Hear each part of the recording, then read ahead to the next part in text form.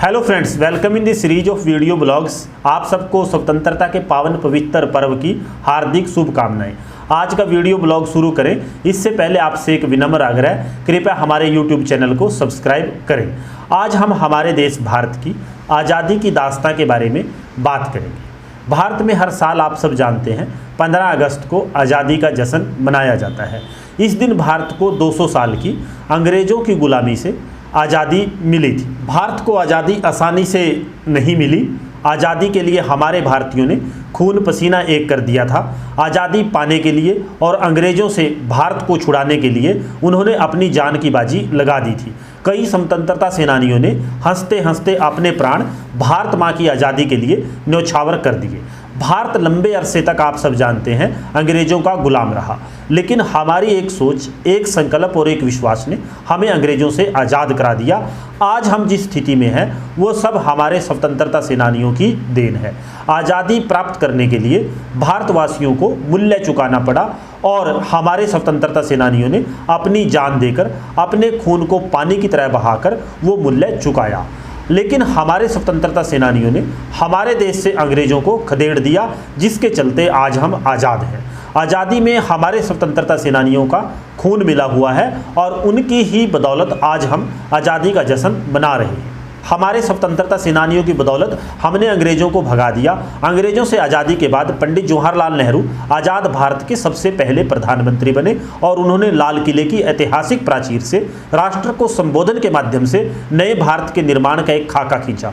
उस दिन से आज तक 15 अगस्त का दिन त्यौहार के रूप में हमारे देश भारत में मनाया जाता है। आप सब जानते हैं भारत में अपनी सत्ता स्थापित करने के लिए अंग्रेज़ों ने ईस्ट इंडिया कंपनी की शुरुआत की थी और उसकी राजधानी कोलकाता को बनाया था। ये आपने भारत के इतिहास में जरूर पढ़ा होगा। आप सब जानते हैं मुगलिया सल्तनत के कमज़ोर पड़ने के साथ साथ अंग्रेज़ों ने भारत में अपनी पकड़ मजबूत बनानी शुरू कर दी। ईस्ट इंडिया कंपनी की सेना ने 1757 में ऐतिहासिक प्लासी के मैदान में सिराजदौल्ला नवाब को युद्ध में हरा दिया और ब्रिटिश साम्राज्य की नींव को भारत में मजबूत किया, क्योंकि नवाब सिराजदौल्ला की जो रियासत थी उसको अंग्रेज़ों ने अपने कब्जे में कर अपने साम्राज्य की स्थापना की थी। बक्सर के युद्ध ने ऐसा कहा जाता है कि प्लासी के काम को पूरा कर दिया और 1764 में बक्सर के युद्ध में भी अंग्रेज़ों को सफलता ही मिली, जिस वजह से अंग्रेज बिहार, बंगाल, उड़ीसा पर भी हावी हो गए। लेकिन इसी बीच भारत में असंतोष बढ़ रहा था। भारत के स्वतंत्रता संग्राम में 1857 की क्रांति का बहुत महत्व है। यह लड़ाई अंग्रेजों से आज़ादी की पहली लड़ाई भारत में मानी जाती है और 1857 की क्रांति का आरंभ मंगल पांडे ने, आप सब जानते हैं, किया था। मंगल पांडे ब्रिटिश रेजिमेंट के एक सैनिक थे। कारतूस में गाय के मांस और चर्बी का इस्तेमाल करने से वो मना करते थे और गाय को बचाने के लिए उन्होंने बगावत हिंदुस्तान में शुरू कर दी और बैरकपुर रेजिमेंट में उन्होंने एक अफसर को मौत के घाट उतार दिया। इस घटना के बाद हर भारतीय के मन में क्रांति की ज्वाला भड़क उठी, लेकिन ब्रिटिश लोगों ने मंगल पांडे के जीवन का अंत कर दिया और उन्हें फांसी की सजा दे दी। या कहें आज़ादी की लड़ाई लड़ते लड़ते मंगल पांडे शहीद हो गए। अंग्रेजों को भारत से खदेड़ने के लिए एक के बाद एक योजनाबद्ध क्रांतियां हुई और लोगों को जागरूक करने का भी प्रयास किया जाने लगा।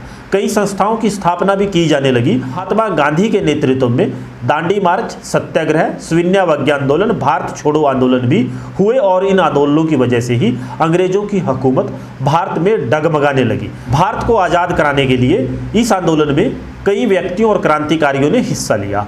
हर धर्म, हर जाति और मजहब के लोगों ने इसमें योगदान दिया और भारत की आज़ादी में प्रमुख नाम की अगर हम बात करें तो महात्मा गांधी, लाला लाजपत राय, बाल गंगाधर तिलक, गोपाल कृष्ण गोखले, श्री अरविंदो घोष, नेताजी सुभाष चंद्र बोस, चंद्रशेखर आज़ाद, भगत सिंह और बटुकेश्वर दत्त रहे।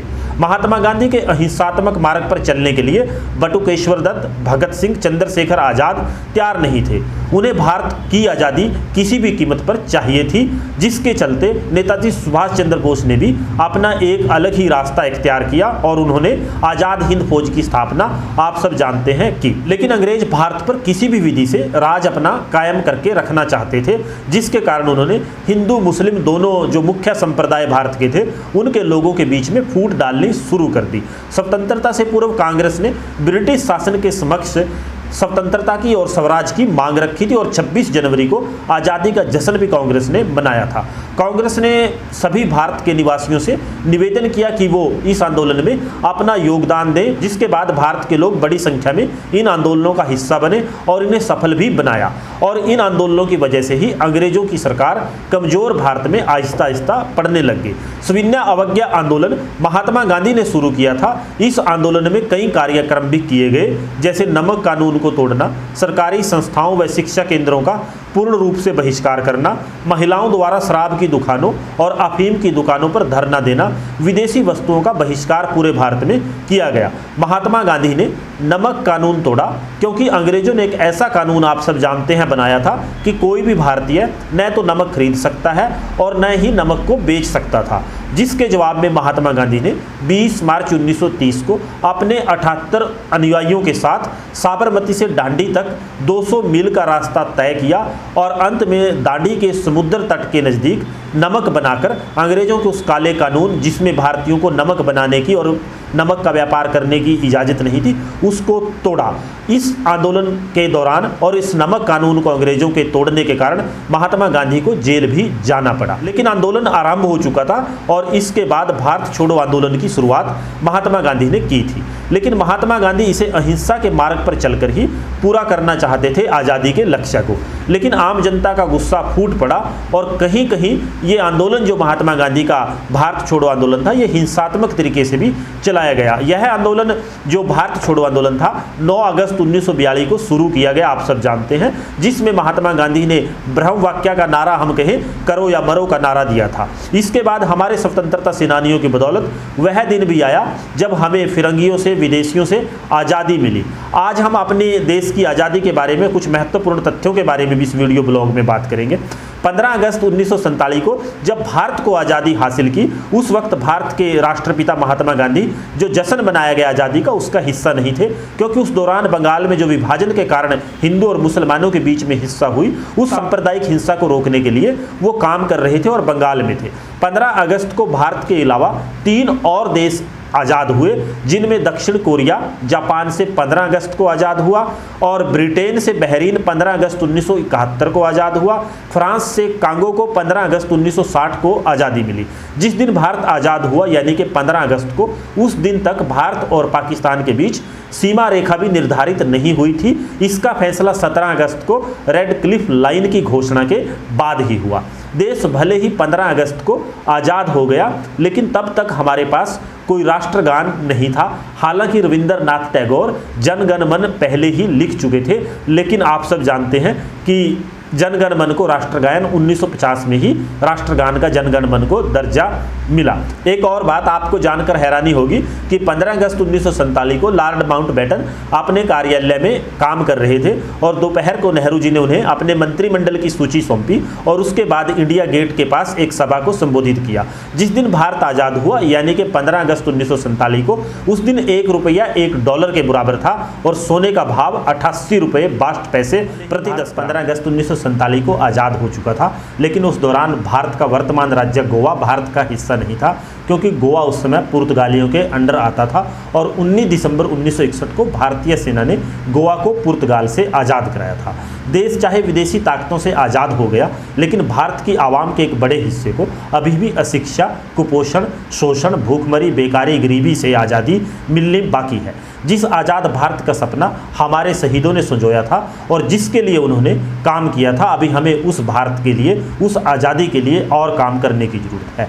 आज के समय में लोकतंत्र, लोकतांत्रिक इदारों और नागरिक अधिकारों को कुछ ताकतें धर्म मजहब की आड़ में कमज़ोर करने का प्रयास हमारे देश में कर रही है, लेकिन हमें सचेत व सजग प्रहरी के रूप में न्याय, स्वतंत्रता, समानता, बंधुता के सिद्धांतों के लिए काम करते रहने के संकल्प को इस स्वतंत्रता दिवस पर एक बार फिर दोहराना होगा, ताकि हम भारत के महान संविधान की प्रस्तावना we the people of India, हम भारत के लोग भारत को एक संप्रभुता संपन्न राष्ट्र घोषित करते हैं, उसको सार्थक सिद्ध कर सके। धन्यवाद and goodbye for today. खुश रहें, आबाद रहें।